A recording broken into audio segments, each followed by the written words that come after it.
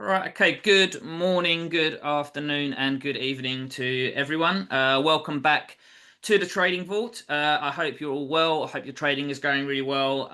If you could just drop a quick message into chat, let me know you can hear me, see the screen, which should be able to see refer a friend there at the moment. And also just a little bit about yourself, where you're coming in from, how long you've been trading, any sort of issues that you're facing or anything like that in trading, in your trading at the moment. That'd be really good to know. As always, please do stay on the call at the end today. We will ask you to complete a short survey just to allow us to make sure that we cater for these sessions for you and exactly what you need. As you can see on the screen at the moment, there's about the information about refer a friend. You've got a QR code there which you can scan, and you get $200 just for helping someone take their first steps into the financial markets as well. So please do scan that QR code, and if you know anyone, then please put them onto VT Markets. I will give you a bit more details about that later on in the session as well. Good morning, Tony, from a fellow person from the UK. That's good to see. Kenya, good stuff. Thank you very much to hear. Right, okay. So, let's get on with the session. As always, we'll work through the session. If you do have any questions, please do feel free to ask them as we're making our way through the material. If it's relevant right there, then I will try and answer the question as we go through, but we'll also try and keep the presentation going. And we will have a Q&A at the end. So if I do miss any questions, I will answer them at the end. And again, if I have missed one and I forget to answer it at the end, then please do accept my apologies. It won't be intentional. Please just post it back into the chat, and I will answer it then. But hopefully you'll enjoy the presentation. We're going to be talking about economic drivers of market moves, and really today I want to talk about things, because I think sometimes people overcomplicate this side of things. You know, we have technical analysis, we have fundamental analysis, and sometimes people get a little bit confused by the fundamental, the economic stuff. You know, you don't have to have a degree in economics to work out how it's going to impact the markets. You just need to be aware of what is going to impact the markets, how it might impact the markets, which ones are the most relevant, and then how to prepare and react to that information. I'm going to try and break it down a little bit today, and hopefully give you some information on how to look out for what's going to be driving the market, and then how to react and prepare for it as well. Cool, thank you very much, Shazad. Okay, so you've got some good experience in trading. Good stuff. Emmanuel from South Africa, welcome. Watching from the Philippines, Jan, thank you for coming in today. Okay, so let's move on with the session. Okay.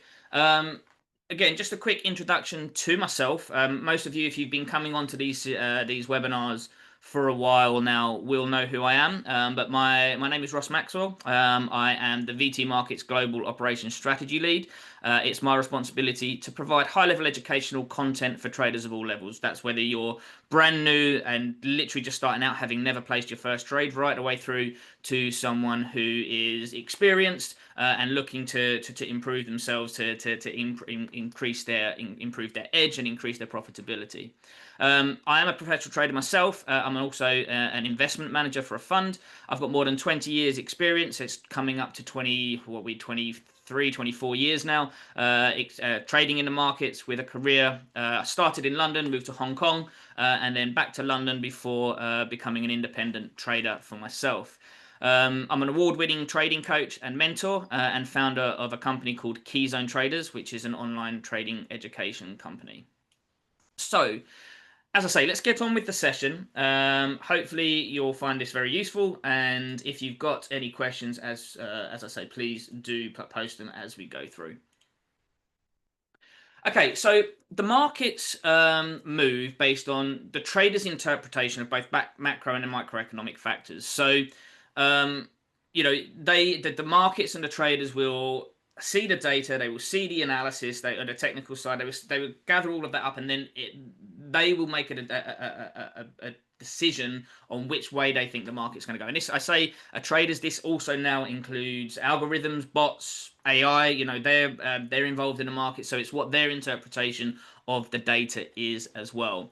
And it's important to note that markets are forward thinking, okay? So they move based on expectations rather than just the data alone. So it won't just look at the data there and think, okay, well, this is what's going to happen. It will say, okay, what are the consequences of that data? What is the consequences of this action? What could happen further on? And then it will price that into the market. So as a sort of an example, the markets have already priced in the number of rate cuts that they expect this year from the Fed. Okay, now if that changes, that then the markets will react to that. But they're not where the market is right now. They're pricing in what they expect to happen in the future as well. Okay, so it's not just about the data alone. And with this, the markets have become a lot more complicated. Certainly since the global financial crisis. I think before the global financial crisis in sort of 2007 to 2009, data was a little bit more, not binary as such, but a little bit more easier to predict. Like, it would be a case of if this number comes out weak, then that will drive the market down. But actually, the consequences of data now could mean that, even though what could be seen as a negative print may lead to rate cuts, which will actually boost the market. So it's a little bit more complex these days, and I think sometimes maybe with the AI and stuff like that coming in, interpreting the data, being able to predict forward-thinking models much quicker. I think this is becoming more relevant. So it's all important not to just focus on the data itself. It's important to try and interpret what the knock-on effects is going to be. Okay, so we need to know how to interpret the data, and also we need to work out what is most important to the market at the time. Okay, so there was a period when non-farm payrolls was a bit of a non-event in the market, sort of like back in the sort of like late 2010s. The non-farm payrolls didn't really impact the markets as much as it does around now. But where the labour market is relevant to the market at the moment, that is what that it is. It has become another economic driver. So, not all the economic data releases are going to be as impactful to the market at the time. Okay, so we're going to talk about this today, and we're going to talk about how to monitor and work out what is most important to the market, what is driving the market, and therefore we can then keep an eye out about what is going to be impacting the market most at the time, so we know what to look out for. So once we know what is going to impact the market, we can then use a combination of our technical and fundamental skills to make informed trading decisions. And again, later on in this session, we're going to talk about how we can use that. We can then, once we've interpreted our fundamental skills, we can then use our technical skills to start looking for locations to place trades. Okay. So we're going to talk about economic data and market moves. Okay. So different asset classes will be sensitive to different sets of economic data as well. So as an example, if we see, and this goes back to that sort of like where I was sitting there saying something that can be seen as negative could actually have a positive impact on certain asset classes. So if we see rising inflation, the market may therefore expect there to be future rate rises. That now, if we're going to see rate rises, that's going to weigh on gold, that's going to weigh on equities, but it could boost US dollar markets. So it's not just, one thing is like one particular data release is going to have a negative impact on all markets. You've got to understand the what that means for different markets, different asset classes as well. And it's also important to note that what could be perceived as bad news, for example, poor jobs data, could actually boost equity markets as the market would forecast future rate cuts. So again, it's not just about the data alone, okay? It's about what the consequences of that data could mean. If we're seeing low GDP, poor jobs data, then the central banks would therefore want to look to stimulate growth within the economy. They do that by future rate cuts. So that therefore would boost equity markets, but actually it would then weigh on US dollar things. So, and that's the sort of thing that we need to understand is what the impacts on different asset classes are, and we need to understand the consequences of the data, okay?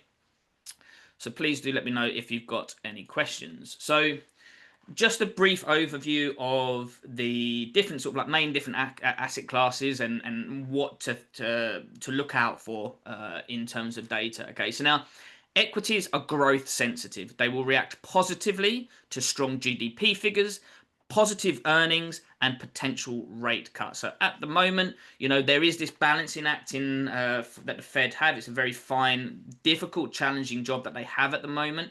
But ultimately, the markets have performed really well at the moment, even though like inflation is sticky, because they are expecting future rate cuts. And there was a really like the earnings, especially from sort of like the AI tech sector, have been really positive. Bonds are sensitive to inflation and rate expectations, so they generally move inversely to yields because investors look for higher yields in periods of higher rates because they want a higher return on their investment. You know, and again, it comes back to that thing where, you know, if you're in a period of higher rates, you need asset classes that are going to perform better than just having your money in a high interest rate bank account. Okay, so they're looking for higher yields. Okay. Commodities will react more sensitively to global geopolitical factors that can impact sort of supply chains and global demand, inflation, those sorts of things. Inventories are also quite a big piece of data for certain commodities like oil and gas. And again, this comes down to sort of like basic, sort of like simple supply and demand issues that sort of affect economies, and that weighs heavily on commodities such as oil and gas.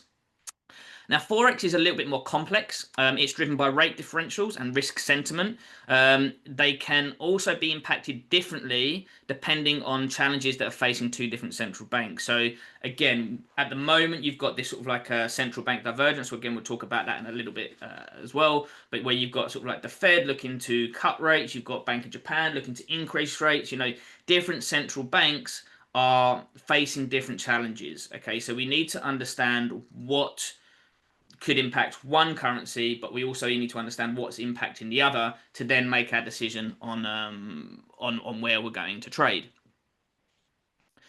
Now, talking about forecasting, okay, whenever there is data coming out, you'll have analysts, economists, traders. They set a consensus estimate which forecasts what they expect the data release to be. Okay, now based on those estimates, the markets will price in what based on the expected data from that forecasting. Okay, we'll give an example and we'll show this in a minute. Now, when the actual figure is released, if it misses the estimate, then it can create some very short-term volatility in the market because the market needs to readjust to the reality of the actual data print. Okay, so if it's there or thereabouts, you won't see as much volatility. You certainly wouldn't see like a huge directional change in the market. But if, for example, again, okay, so if we take it back to sort of like a non-farm payrolls, jobs data, something like that, okay, so if we've got a forecasting of like 100,000 jobs, okay, to be created in the US economy for the month, and actually when it comes out, it misses that estimate hugely, and it only creates 20,000 jobs.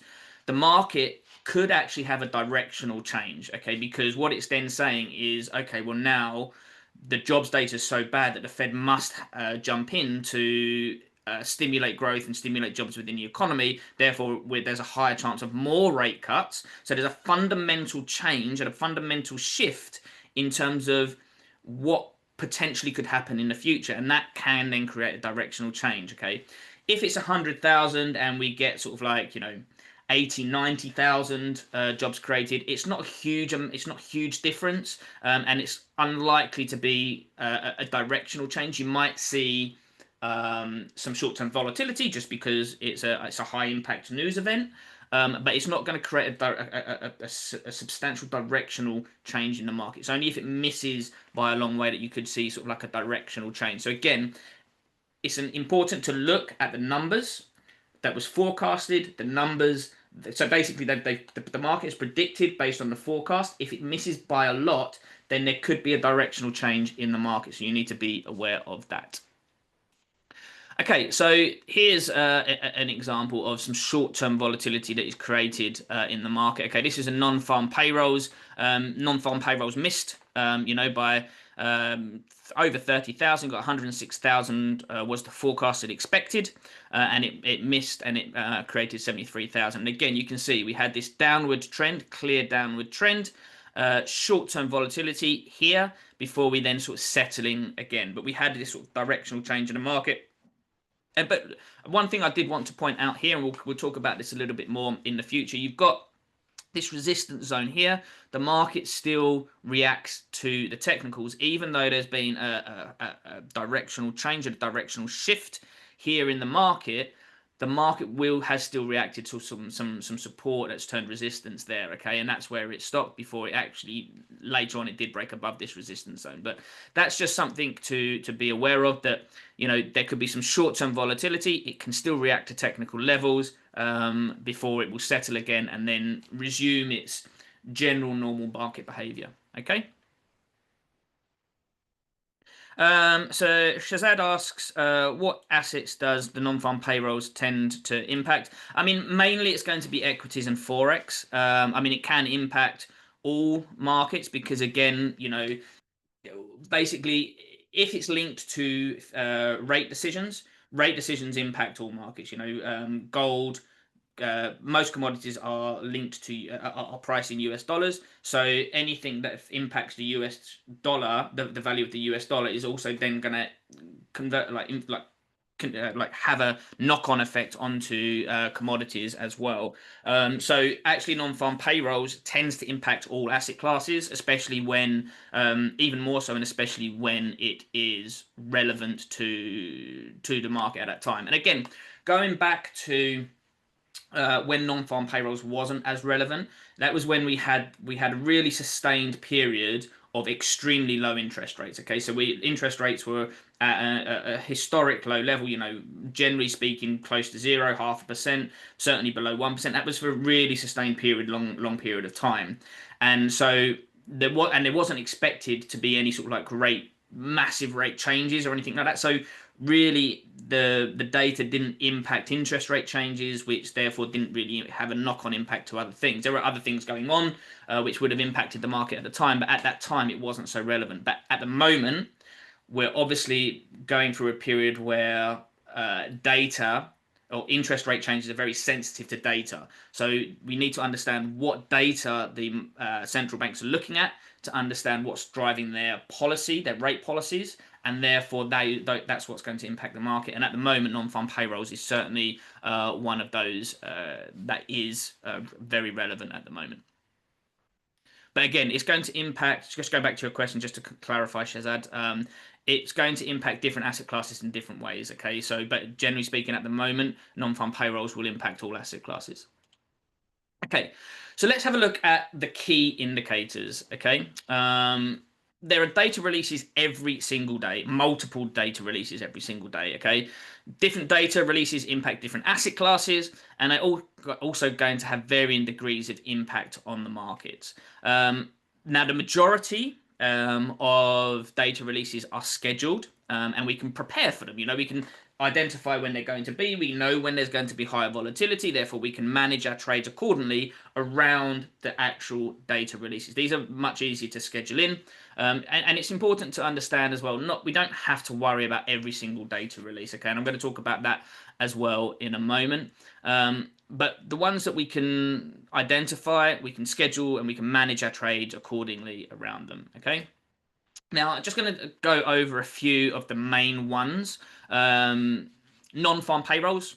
It's usually the first Friday of the month at 8:30 in New York time, and it indicates employment strength and will impact Fed policy. It's actually the number of jobs that are created within the US economy over that month. Okay, CPI is a key measure of inflation and will impact a central bank's rate decision. Again, something that's very key at the moment.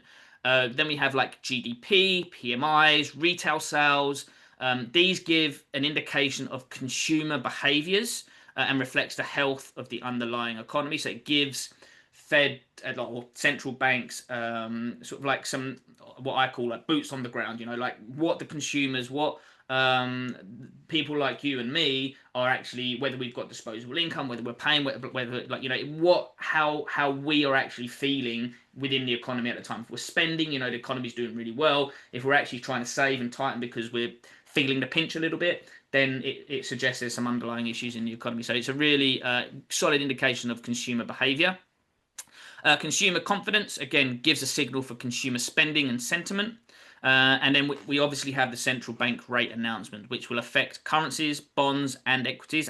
And as I say, certainly from the Fed point of view, it can actually impact equities as well, because commodities as well, because a lot of commodities are priced in US dollars.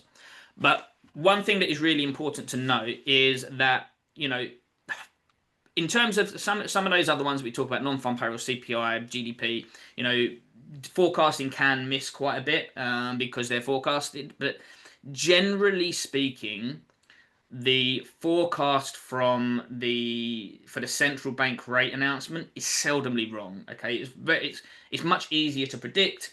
And it is generally speaking known ahead of time exactly what the central banks are going to do in terms of the actual base rate decision. Okay, so that is very unlikely to move the market itself too much unless it's something different to what is forecasted, which, like I say, does happen, but it's much more rare for it to miss. Okay, so what is important is to listen to the press conference, listen to the commentary from the central bank after their meeting, because what that is going to tell you is how their meeting went, what they're focused on, how they see future rate decisions. And as we go back to what we said, like the markets are pricing in what they expect to be happening in the future. So even if the rate decision was as expected this time, if when the central banks start talking at the press conference that they indicate that actually they see further rate cuts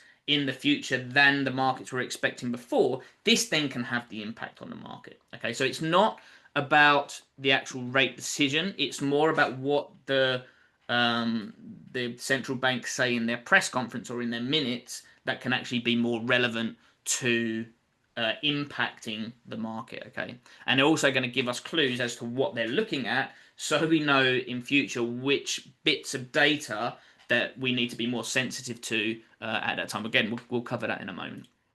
Okay, so this is the VT markets calendar. I'm going to show you. I just want to check here. So this is what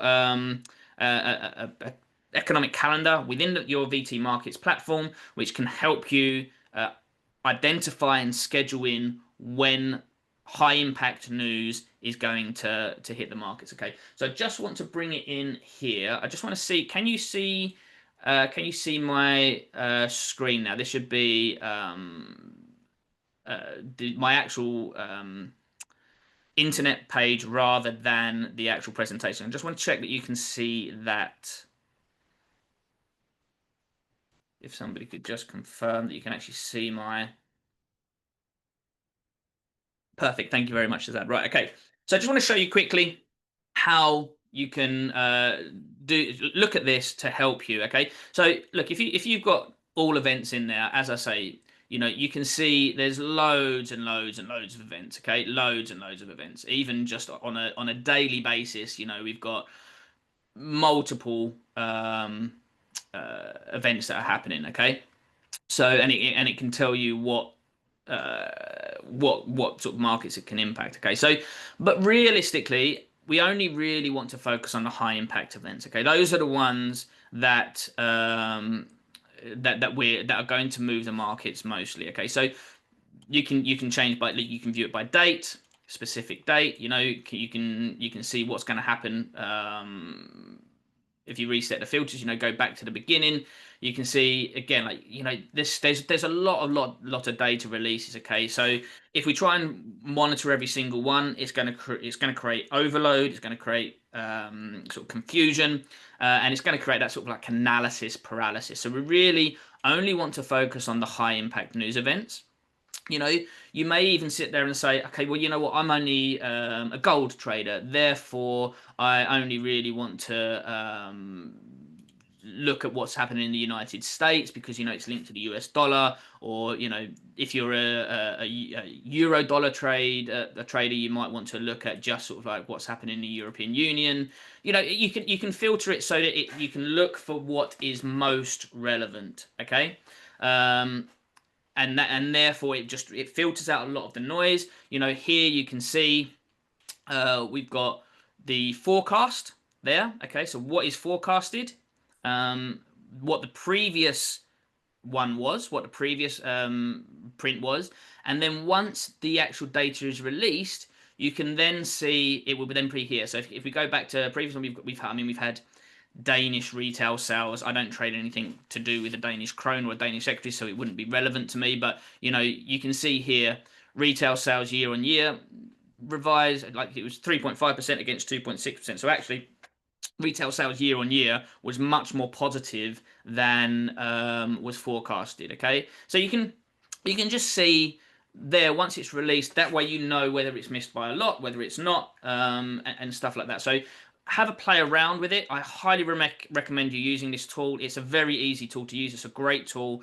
for you. It's just if you go into your client portal, Pro Trader Tools, and you can see economic calendar there, and then you can play around with it to work out what is the most relevant to you and your trading and the assets that you trade, and then you can schedule in, or you can look at the ones that are most scheduled. Okay, so any questions on that before we move on with the presentation? Cool, good stuff. Okay, cool. Yeah, no, Emmanuel, today's session is more of an information-based session. We're not doing any live trading today. Today is about what actual economic drivers move the markets. Okay. Cool. Okay. As I say, please do fire away any questions. I appreciate some of this can be a little bit more, especially if you don't generally look at fundamentals, it can be a little bit more higher level, but hopefully it's just breaking down some of the information into a little bit easier to follow. Okay. So what data releases are most relevant? This is the really, really key point. Okay. So what data releases have the biggest impact on the market will depend on the market conditions at the time. So this is fluid, okay? This is dynamic. The data releases that are most important will change over time, okay? Whilst generally speaking, all of those high, what we call red folder news, like those high impact news events, will have an impact on the markets. The markets will be more sensitive to some than others, okay? And which ones they're going to be relevant or going to be more sensitive to, again, as I say, will change over time. So to determine which ones the markets will be most sensitive to, again, it goes back to listening and focusing on what the central banks are focused on, okay? So listening to the commentary. So if you're a US dollar yen trader and that's all you focus on, you want to listen to what the Fed say in their commentary afterwards. Maybe listen to when like the chairman, whenever Jerome Powell is speaking, listen to those interviews, listen to what he's talking about, and likewise listen to the Bank of Japan, what they're talking about afterwards in their press conferences, in their minutes, and then you know which data releases are going to have the most sensitive. If they're talking about inflation, jobs, GDP, then you know those are the ones that you need to focus on. If they're more concerned about consumer spending, we know that's what they need to focus on. So it's focusing on listening to what they're talking about. So at the moment, the Fed, they do talk a little bit about GDP growth, but they're much more focused on the labor market and inflation. Okay, so those are the really key points at the moment. They do mention, as I say, they do mention GDP growth and stuff as well, so that is relevant, but they're more focused on the labor market and inflation. So those are the really key drivers at the moment. Generally speaking, during times of inflationary pressure, so when we had back in sort of 2021, 22, we had like inflationary pressures. So CPI and PPI would be most in focus in those points. So the markets would react more sensitively to those drivers because they were going to be driving the rate policy decisions that the central banks were making. Okay. During times of recession, the markets become more concerned about GDP and jobs data because they need to try and work out how, if during times of recession, they need to try and work out how they can stimulate growth back into the economy. So actually, they're going to be focused more on GDP and jobs data than they would be sort of inflation or something like that. Unless a caveat to that is obviously unless you're going through some sort of stagflation environment where you've got rising inflation and lower growth, but that's another thing. But generally speaking, through recession, then they'll be more concerned about GDP and jobs data. Okay, any questions on that? Hopefully, the fact that there's not too many questions means that this is all making sense. But like I say, if you do have any questions, please do fire them in. There's no such thing as a silly question, as I like to say. So if you're thinking something and you're not quite sure, please do ask in the chat box. So, as I said, we're currently going through a period of, sort of central bank divergence, which means different central banks are focused on different things. So again, this makes it a little bit more complex because we need to be aware of what certain central banks are looking at against other central banks, and then understand which bits of data come in that's going to impact, for example, the yen against the US dollar, and how that can impact the markets. So the Fed are focused on inflation and jobs data, whilst also watching for GDP growth, balancing an environment of rate cuts to stimulate growth against inflationary pressures. Again, they're trying to avoid this like really painful stagflation environment. So it's a very, very challenging, very tricky time for the Fed at the moment. But and you know, especially when you're getting this pressure from the Trump administration, they really want to drive rates lower to stimulate growth and boost the economy. But obviously, that could then have an impact on inflation, which they want to try and avoid. And again, however, the Bank of Japan are looking to increase rates at the moment after a long period of ultra loose policy, and they're focused on sort of wage growth and domestic inflation. So again, what they're looking at is very different. So when we're looking, if we're trading US dollar yen, we want to look at domestic inflation in Japan. We want to look at wage growth in Japan, but then we want to look at inflation and jobs data in the US, and that's what's going to drive that currency pair, so to speak. Okay. Now, we've spoken there about scheduled events. We've spoken about how we can identify where those scheduled events are in the economic calendar within the VT Markets platform, but not all economic drivers, not all events are predictable. You know, we have unpredictable events as well that come out, you know, random events, geopolitical events, especially, you know, in the environment that we live in at the moment when geopolitical tensions are very high. You know, we've got a Donald Trump administration. We know that he communicates in a very unique way. We know that, you know, through social media posts and stuff, which can be completely random. You know, these events are not predictable. We can't schedule them in. We can't manage our trades necessarily at that time or event because it's impossible to predict.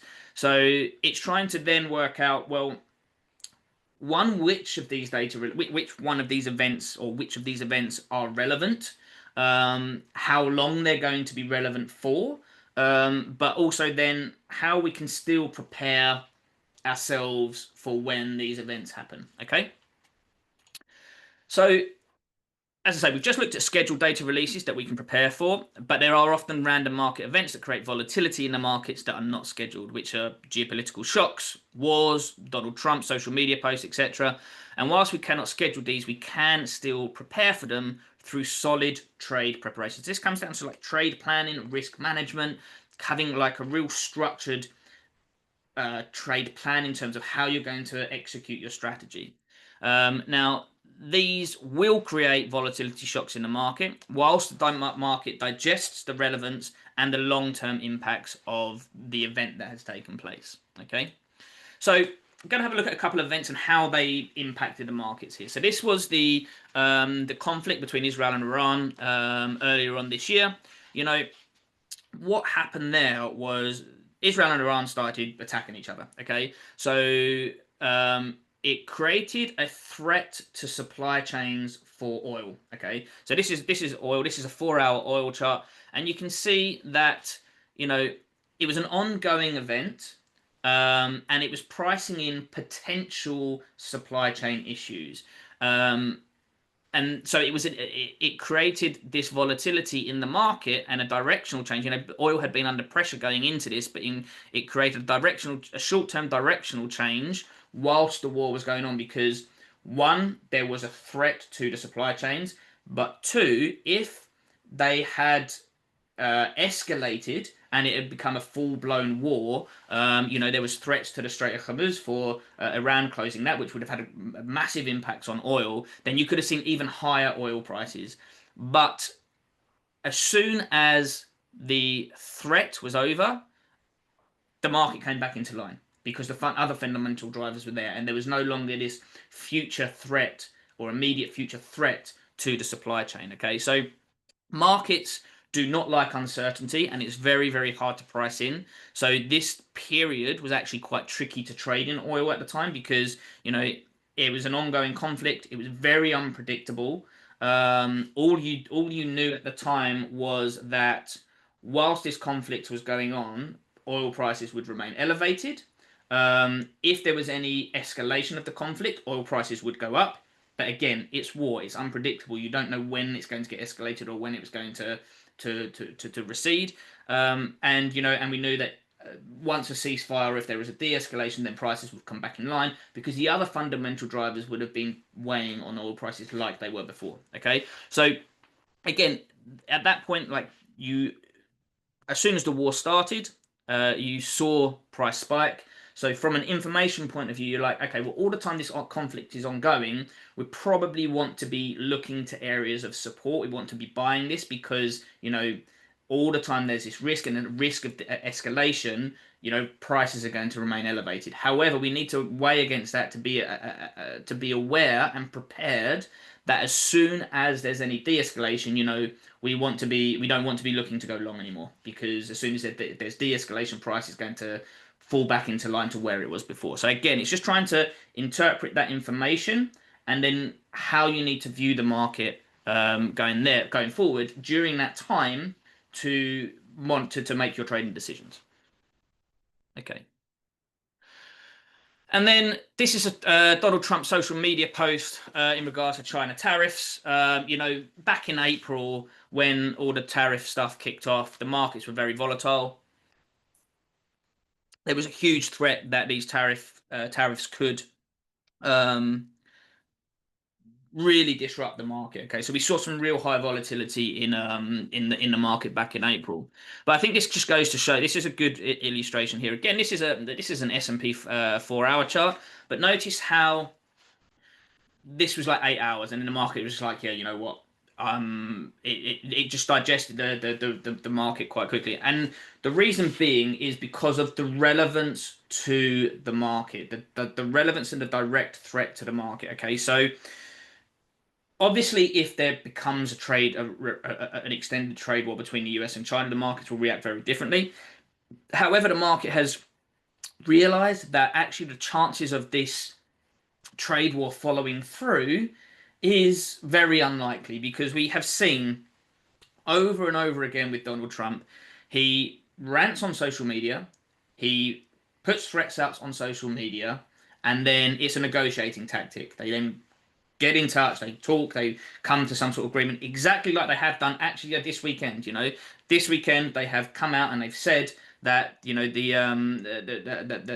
Scott Bessent and the Chinese counterpart, they've actually created the framework for a trade agreement between the US and China. Now Donald Trump is going to meet President Xi on the sidelines in the Asian summit. So they're gonna the threat of this has dissipated, and the markets this morning have gapped up. They've bounced back, and it's basically trying to understand what is actually going to have a long-term impact on the market, and what is just a rant.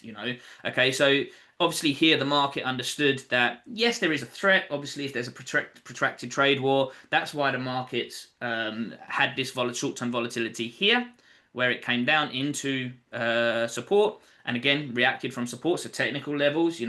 So basically we might cover this again in a minute, but just to as a way to look at this. Okay, so Donald Trump makes a social media post. We see that this 4 hour candle is great. So we've got a bit of time, it's 4 hours. We can actually then go, right, okay, well, the reason the market is moving down is because Donald Trump has made a social media post. He's threatening China with tariffs. But how relevant is that to the market, to the long-term impact of the market? Well, actually, we know that generally speaking, this is just a negotiating tactic. We know that in the future, they're very likely to come to some form of trade agreement. It's not in the interests of either the US or China to get involved in a long-term battle in terms of trades and tariffs and stuff. So, you know what? The overall context of the market hasn't really changed. We're still bullish on equity, on US equities. The US the technical side hasn't changed. This piece of fundamental news, whilst it's unpredictable and that doesn't really change the overall view of the markets. So we look to areas of the market to buy.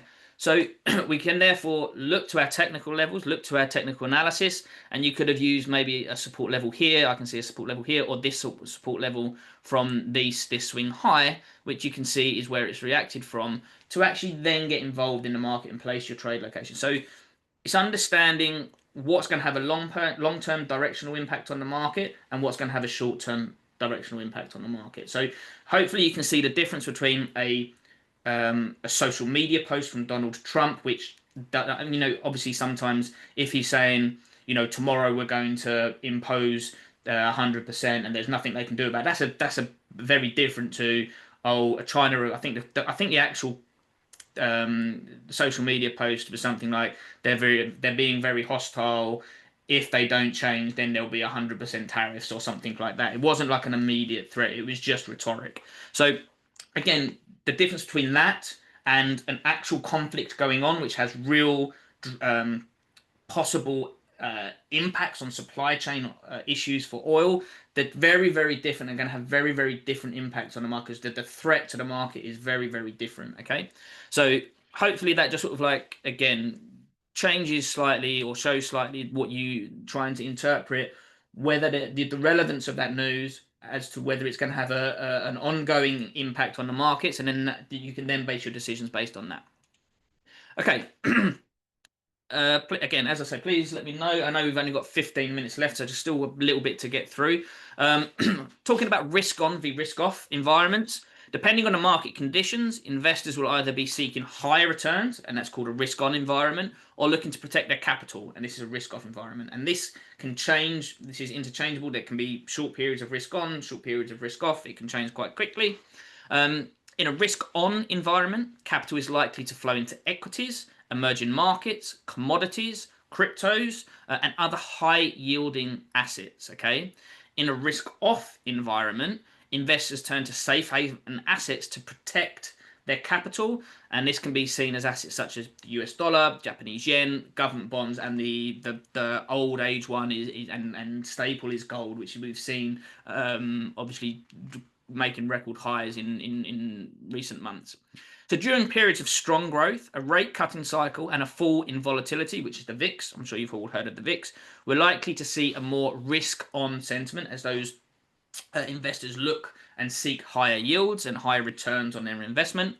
During risk off sentiment will come during times of weak data and fears of recession, rate hikes, and a rising VIX or period of geopolitical tensions. If there's a rise in volatility, then investors look for safe haven assets to protect themselves from being hurt by that volatility. So going back to what we just spoke about with that Donald Trump one, I just want to give a few examples and talk about how we can use the fundamental analysis and then tie in it with our technical analysis to actually make our trading decisions. So fundamentals will tell you what to trade. Technicals tell you when to trade. Okay, so again, we see the fundamental release. We see the market reaction to it. We need to interpret whether that's a material change in the direction of the market, or whether it's just a short-term volatility spike. If it's a short-term volatility spike, we know that the direction shouldn't change. We still got directional bias. We can therefore look to stay with that. Or if there's a directional change in the market, then we know we need to flip our bias and look for the opposing buy or sell. Data releases generally will create short-term volatility, which can create opportunity. One thing to note is spreads do often widen, sometimes drastically, which can mean higher execution costs and leaving open trades vulnerable and any execution susceptible to large slippage. So if your trade is open at the time, and spreads widen, you can get like ticked out, like you wicked out, so that you actually get stopped out even just on the spread. So you can maybe reduce your risk or reduce your exposure and widen your stop a little bit through these periods of time, just to make sure that you leave your trade enough room not to get hurt by that. And obviously, if you're executing trades in through sort of the high impact news events, expect that you may, get some slippage on entry, which again, you need to work out how much of an impact that will have on your overall edge and whether it's viable to execute in those times. So we need to know where to trade, and then so once we see the market move, and once we see this market volatility, and once we've decided what and interpreted how that economic driver is changing the markets or impacting the markets, we then need to exercise the patience to wait for the setup rather than just jumping in on the sentiment driven by the fundamental drivers. So rather than just seeing the market selling off, therefore I need to sell, think about the impact, think about what that means for the market, and then if you think, right, it's a directional, like, I'm still bearish, then you need to look for areas of resistance to sell. You don't just sell. And likewise, you might decide that there isn't really a material change in the market, so you still want to buy the market. Therefore, you need to look for your technical indicators to buy. You don't just buy the market because you think that it hasn't changed and it's cheap. You still need to look for the right areas to buy.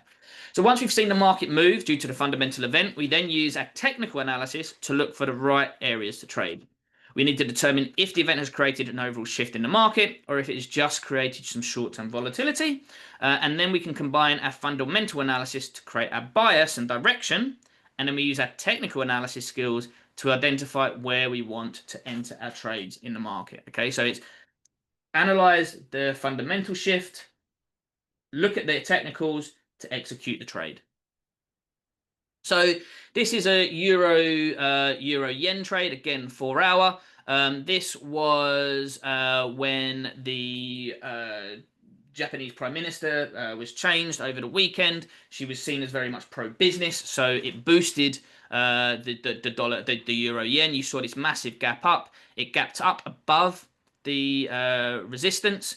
It was again. So you look at it, and you think, right, okay, so it's because there's a pro-business. There's a real fundamental shift in the direction or expected direction of the yen. Therefore, we don't just buy the market. We've seen this sort of like push up, but we want to look to buy the market because there's been a shift in the fundamental thing. And again, we pull back, area of support, so we had resistance, turn support, and you don't just buy the market here. You wait for the market to pull back, which that's what, 3rd of October. That's nearly 3 weeks you have to wait for that trade. But if you exercise the patience, you've got a technical level there that you can look to buy from, and you take advantage of that. Okay, you have we've spoken about this in the support and resistance session a few months ago, or a couple of months ago. You buy from the zone, stop below the zone, and you can make you take profit there. Okay, so again, you've got plenty of time there to determine that trade and work out that trade. We've got the gap up, fundamental change. Therefore, we need to change our bias. And therefore, once we've seen this, where do we want to buy? Well, we want to buy from the support area here, and that's where you execute your trade. And then you just need to exercise the patience to wait for the market to move into those areas. And again, yeah, so we've already covered this one. Actually, this was that Donald Trump social media post for the China tariffs. Again, you've still got 4 to 8 hours on this. He came out, mentioned the threat, but actually when you think about it, it's not a massive change, directional change in the market. So you look for areas of support, which you could have gone, like I say, there is a minor level here, or you could have gone for this swing high here, which works quite nicely, and we push higher. Okay, so that is the presentation. We have got about 10 more minutes left, so please do let me know if you have any questions. As I say, as we mentioned at the beginning, you can earn $200 for referring a friend to VT Markets. Again, there's a QR code to scan. So if you do know anyone that is looking to get into the financial market or is a trader and you want to earn a $200 referral, please put them in touch, and they will get 50% bonus on their first deposit as well.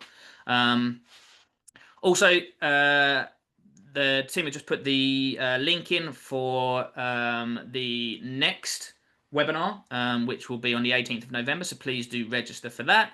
You've also got a link to opening a live account with VT Markets and also the referral program as well. As I say, please do stay on the call and answer that short survey. Again, it helps us make sure that we can tailor this content and these webinar series to exactly how you would like and what you need. Okay.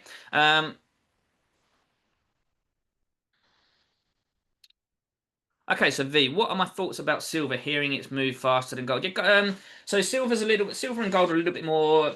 Whilst they are generally correlated, they are also slightly different. So silver is more sensitive to sort of it's much more involved in manufacturing, so therefore it's more sensitive to manufacturing. I think at the moment as well. With silver, I think it's more profit taking than gold. I mean, obviously people are profit taken on gold too, but gold is seen as a longer term. People hold gold in their portfolio for longer term protection against inflation and stuff like that. So I think a lot of the, even though it's maybe moving a little bit faster than gold, I think a lot of it could just be down to profit taking as well.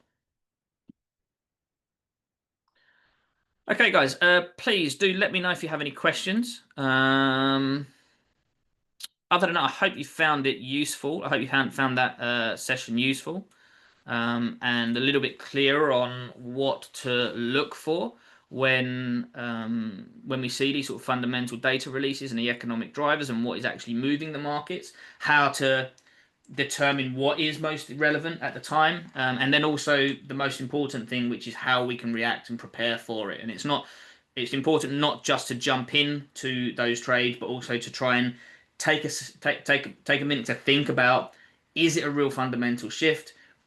Formulate your bias, but then you have to wait for the market to move into the right areas. Okay, guys, look.